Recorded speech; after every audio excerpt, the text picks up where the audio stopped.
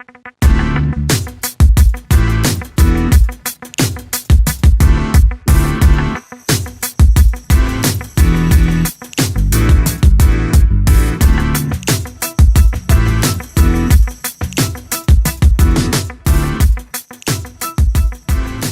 another episode of Investors Playbook. As you all can see, I am in my car. But it's cool because you already know me and Cornell, we're gonna drop a video every Wednesday, and the show is not going to stop. So I will be recording this video in my car. Um, but yeah, we still got an episode full of good info, Hmm. full of some knowledge, full of some recent financial events that have happened too. So yeah, we're gonna go ahead and get it cracking as always. You got Deshaun and Cornell, your co-host for the episode. Yeah, today we're just gonna talk about some of the updates that have happened. Starting off with Bitcoin. So Bitcoin has officially dropped below $90,000. A bit unexpected. People were thinking that when Trump got in office, Bitcoin would explode. People were thinking that, uh, you know, this president was backing Bitcoin, but it now has seen a bit of a tumble, which could cause a bit of panic. But Bitcoin is not the only thing that is dropping. The S&P 500 has dropped a number of points as well as the Nasdaq. Um, but yeah, Cornell, what's some more info that you want to talk about specifically? Bitcoin, Nasdaq, SPY, all those type of things. How the market is moving. Man, I remember someone saying that Bitcoin can drop as low as like 70,000. And then, which sounds terrible, right? When Hmm. it comes to, because we're looking at something that I think hit, what was it, like around 108 or something crazy like that? But it was over Yeah, 100, over 100,000 for an extended period of time. And then for it to drop down to 70, there's kind of like a shock factor.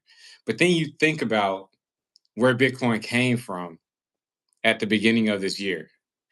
You see what I'm saying? So once you zoom out and you put things into perspective, it's not so bad because even with this drop, Bitcoin is up 54% for the year, which doubles what the S&P has brought in. So yeah, if you look at the past week, it looks terrible. It looks like we're on fire right now. But if you zoom out to a bigger picture, which is a year, or even if you look at 5 years, then it's even crazier because over the past 5 years, it's up over 700%.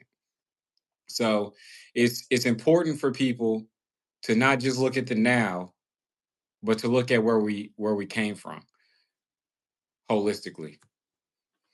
yeah, definitely want to make sure that we are zooming out. All right, because me and Cornell, we talk about this a lot on the show. Um, Kind of keeping a level head when it comes to investing.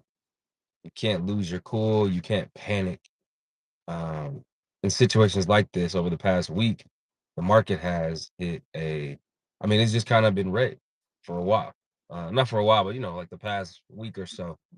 Um, but zooming out, and we really look at it over the past year, 5 years, the market has done amazing numbers. So definitely want to make sure that we are practicing zooming out and we aren't just paying attention to what happened over the past couple of days. All right. The market has a long history. So we don't want to make decisions based off of yesterday's news. All right. And another thing that we talk about is opportunity. As the market starts to hit these lows, it might be a opportunity to scoop up some of these discounts on a lot of these companies. One of the ones that I'm eyeing is PLTR. So Palantir is a company that I have kept an eye on for a while now. It got all the way up to I think maybe roughly $118. I don't know the exact amount, exact price that it was at, but now it's well below 100. I think it's closer to like $89 last time I looked at it. Um, yeah, so that again is another company that is experiencing a discount. What about you, Cornell? What do you have on your watch list right now? Palantir is definitely on there. Palantir hit $124 February 18th. So yes, it has taken a significant dive from there. And a lot of people are talking about Palantir and their future site. of the company and things of that nature. But I'm looking at things also like Microsoft dropped that after they dropped that quantum computing chip. I feel like that's changing the game because we all know that that's where we're going next, and that's what people are working toward. And I feel like that's something that's going to push technology forward as a whole because they're saying that quantum computing can save us decades when it comes to solving equations and stuff like that that our computers now can't even do. You see what I'm saying? So if they're pioneering this space, I want to be a part of that. And then Microsoft is not just in quantum computing, but also they have a heavy stake in open AI. You see what I'm saying? So Microsoft hasn't dropped as much as a lot of these other stocks, but is it a still an extreme player, and is it still kind of far from its 52-week high or all-time high? Yes, I feel like that is Mm, one of the really this year. I feel like they have made the most significant news when it comes to Catalyst. yeah. Yeah, Microsoft has definitely been in the news multiple times. I mean, we haven't even hit March yet, right? So the the amount of information and just items that Microsoft has in the pipeline, aren't they also doing 3 Mile Island? Yes, and then they got a Don't they have a stake contract in that? with with Constellation Energy. They got a contract Mhm.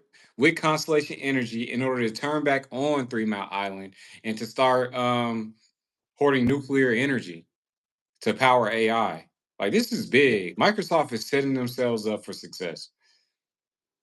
Okay, so another thing that we were looking at was the Grok 3, and we were just trying to figure out if this was something that was going to disrupt the sector. Because with him having a vendetta against OpenAI and him coming up with a competitor for that, what will that do to the market? Especially with him having such close relations with Donald Trump and him having, special treatment with the government. There's no telling what type of contracts he'll get or just the advantage that he'll have over his competitors. So I definitely want to look more into Elon Musk, what he's doing with his businesses. So far, people are investing in Tesla. Um, when it comes to Tesla, of course, like a lot of the things that he's doing, like Starlink, like Neuralink, Xi or XAI, are way more important than it comes to Tesla. But it seems like people are still investing in Tesla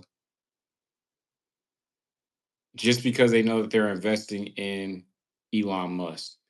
So that's another thing that I wanted to, keep an eye on and see where it goes. But yes, this is what's going on in the market right now. We have a lot going on when it comes to crypto, how it's tanked, how when it comes to the Nasdaq, how it's tanked, and what people can do in order to start investing in these stocks.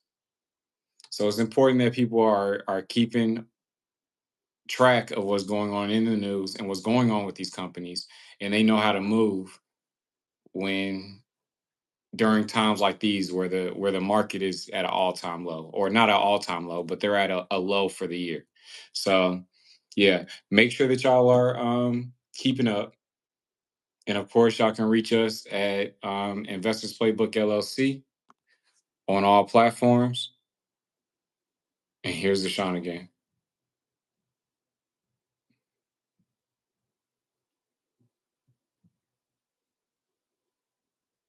Yeah, so make sure y'all add the Instagram, make sure that y'all share and comment,